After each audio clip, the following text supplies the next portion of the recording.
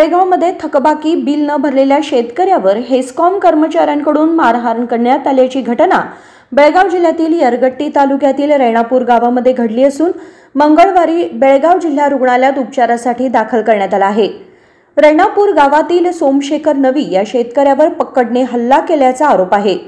यरगट्टी HESCOM कर्मचाऱ्यांकडून शेतकरी सोमशेखरवर हल्ला करण्यात आला असून यरगट्टी पोलीस ठाण्यामध्ये हेस्कॉम कर्मचाऱ्याविरोधात FIR नोंदवण्यात आलाय।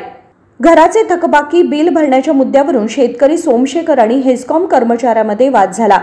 25,000 रुपयांचे घराचे बिल थकबाकी असलेल्या सोमशेखरच्या घराचे वीज कापण्यासाठी कर्मचाऱ्यांनी पुढाकार घेतला होता।